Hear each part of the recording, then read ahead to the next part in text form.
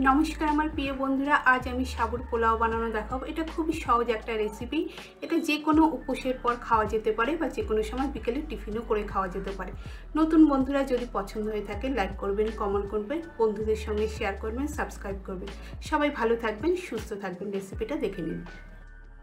প্রথমে আমি সাবুটা ধুয়ে ভিজিয়ে নেব। এখানে আমি 1 বাটি বড় দানার সাবু নিয়েছি। ময়লা আছে কিনা একটু দেখে নেবেন। এটাকে ভালো করে ধুয়ে নেব।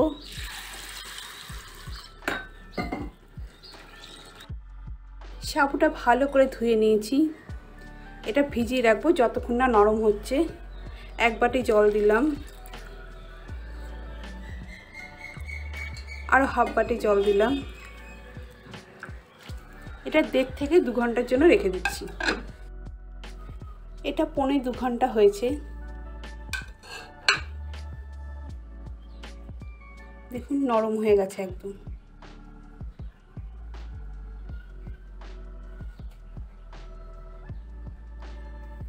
জলটা ছেঁকে নেব।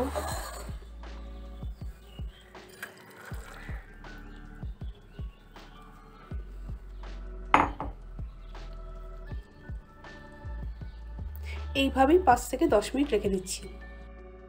কিছু সবজি আমি কেটে নিয়েছি।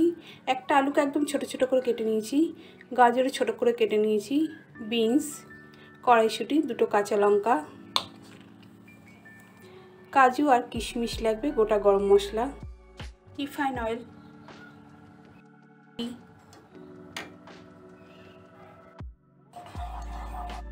এটা আমি রিফাইন অয়েলের ঘি মিশিয়ে করেছি। এটা পুরো ঘিতেও করা যাবে বা পুরো রিফাইন অয়েলেও করা যাবে। গোটা গরম মশলা,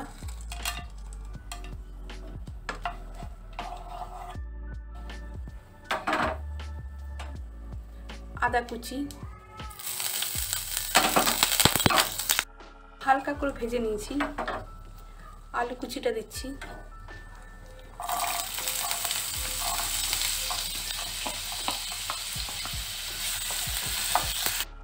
আলু হালকা করে ভেজে নিয়েছি। গাজর কুচি দিচ্ছি, বিনস কুচিটাও দিয়ে দিচ্ছি,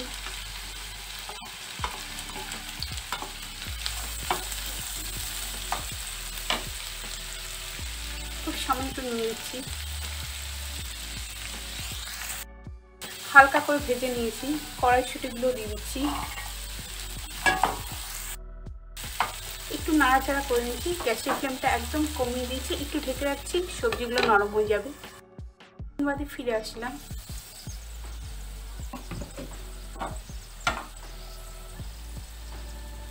আলু নরম হয়ে গেছে, সবজিগুলো নরম হয়ে গেছে।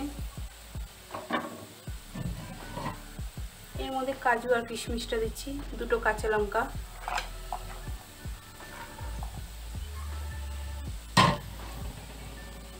গোলমরিচের গুঁড়ো, খুব সামান্য একটু হলুদ,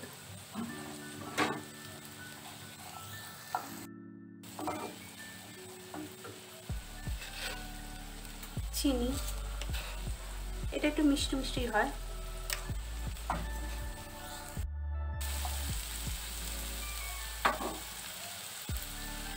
সাবুগুলোকে আমি কিছুক্ষণ এইভাবে রেখে দিয়েছিলাম, জলটা শুকিয়ে এসছে, দিয়ে দিচ্ছি।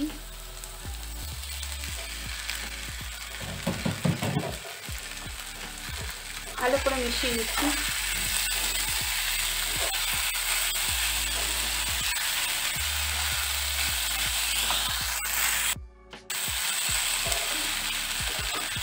আরও কিছুটা নুন দিচ্ছি।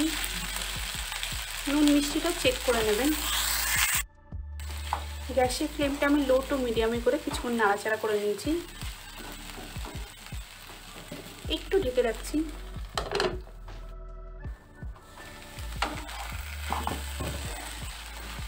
এটা আমি রেডি হয়ে গেছে। গ্যাসের ফ্লেমটা অফ করে দিলাম।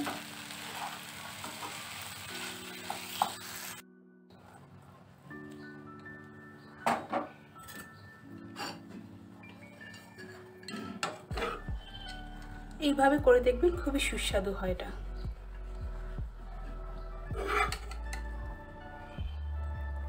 দেখুন কি সুন্দর একদম ঝরঝরে হয়েছে।